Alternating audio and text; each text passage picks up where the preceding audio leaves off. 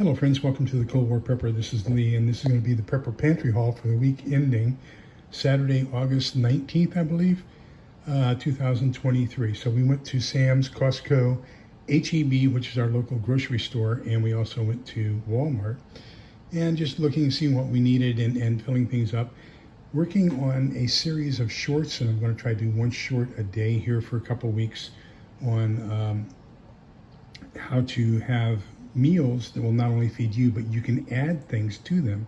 So people can kind of do a nail soup or a stone soup, whatever you want to call it, where you put the original contents into a big pot, and then as people add to it, they can take from it. So I think Bear Creek has some fantastic starters on that, and I'll be showing those over time. I've done 2 of them so far, probably about 5 more to go with that. And then, of course, we got some other things that are long-term storage type things that we can put into long-term storage. So let's go ahead and start out over here for the kids, for morale, for rewards, whatever. Individually wrapped Lifesavers. Picked up a box of Krusteaz pound cake. I have a subscription on Amazon for these freeze-dried spices from Super Garden.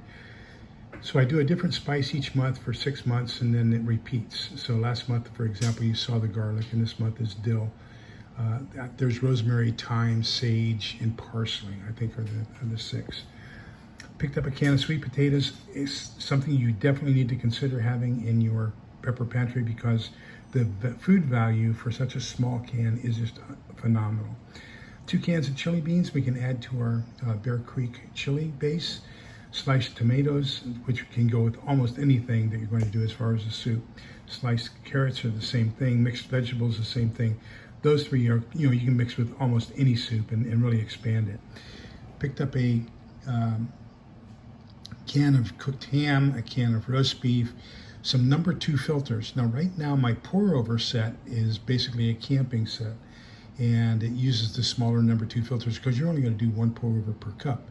I would like to do something larger, so I've got a number 4 pour-over system picked out on Amazon that I'll probably order here in the near future because my coffee pot uses a number 4 filter, and so I'd like to keep it where I'm just buying one kind of filter.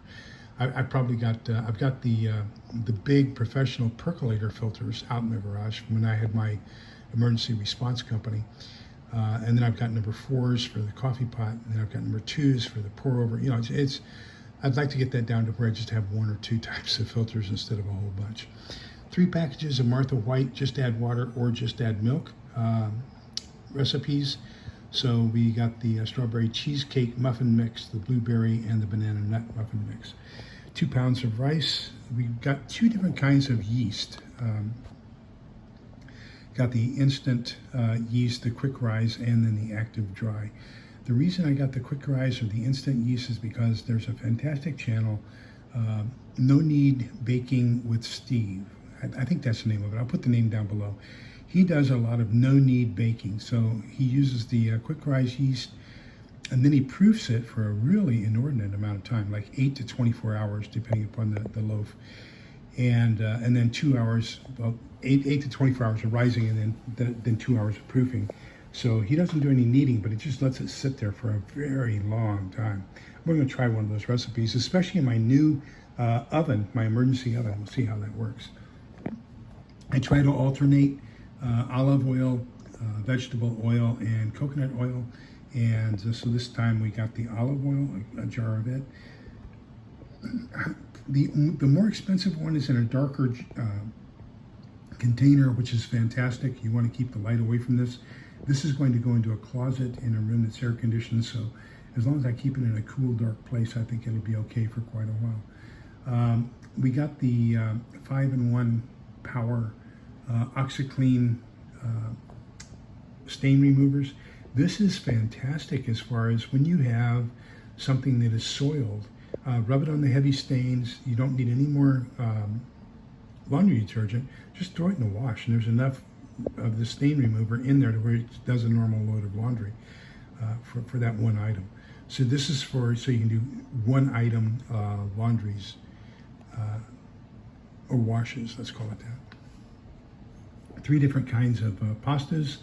The half-length spaghetti fits really well into a smaller canning jar, and they're already made that way, so I like that. We got a can of Spam, some lentils, some small red beans, some large lima beans, some ham beans or Great Northern beans, some navy beans.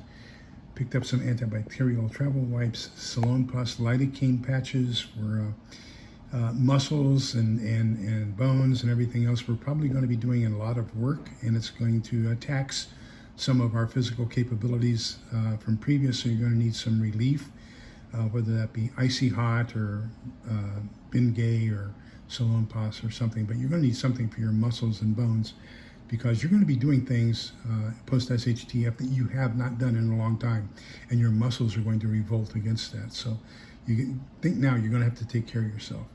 I got the tortilla soup from Bear Creek, and then I got some tortilla strips. We'll be using a little bit of freeze-dried cheese with that, and then you can enhance that with canned chicken and canned vegetables. The only thing is, I've been trying to find some freeze-dried okra, because they have a gumbo recipe, and I'd like to get some freeze-dried okra to put in there.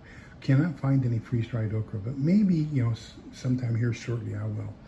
A package of vegetable beef from Bear Creek. So that's another basic soup starter.